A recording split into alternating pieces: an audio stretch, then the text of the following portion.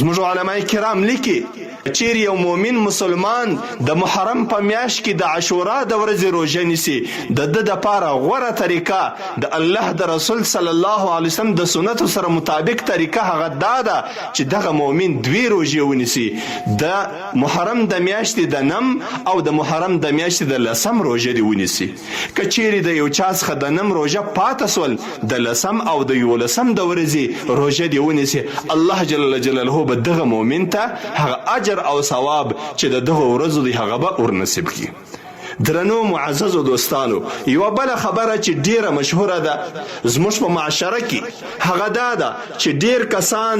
د عاشورا په ورځ باندې قسم قسم خوراکونه پخوي او په دې کې د دوی نیت دی که چیرې یو انسان په دغه ورځ باندې ډیر خوراکونه پاخه کړي پر خپل اولاد باندې پراخي راولي نو الله جل جلاله به ټوله کال پر ده باندې پراخي راولي.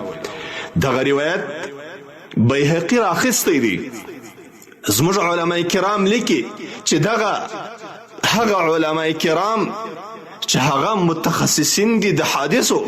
هغه لیکي چې دغه روایت ضعیفه دی، خو البته بیا هم که چیرې یو انسان راولاړ سي پر خپلو اولادو باندې پر خپل اهل باندې د عاشورا په ورځ باندې پراخي راولي د رزق نو د الله جل جلاله څخه د امید دی چې الله تبارک وتعالی به ټوله کال پر ده باندې پراخي راولي. خو البته دغه پراخي به په اسراف کې نه وي داخله. تر ټولو ښه طریقه دا ده چې سړی په دغه ورځ او په دغه شپه باندې په عامو مسلمانانو باندې بالخصوص په کونډې او یتیمانو باندې پر غریبانو باندې پوښتنه وکړي، پر دوی باندې صدقه او خیرات وکړي. هغه روایت چې بیهقي راخستی دی د هغه روایت توری دی. وعن ابي هريره رضي الله عنه ان رسول الله صلى الله عليه وسلم قال من أوسع على عياله وأهله يوم عاشوراء أوسع الله عليه سائر سنته. وإذا الله رسول صلى الله عليه وسلم فرمایلی دی که چیرې یو انسان د عاشورا په ورځ باندې په خپل اهل او عیال باندې پراخي راولي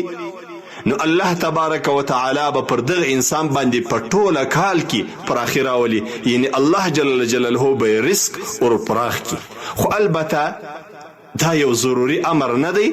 که چیرې یو انسان په ښه نیت باندې د صدقې او د خیرات په نیت باندې پراخي راولي د الله جل جلاله څخه امید دی چې پر ده باندې به هم الله جل جلاله پراخي راولي.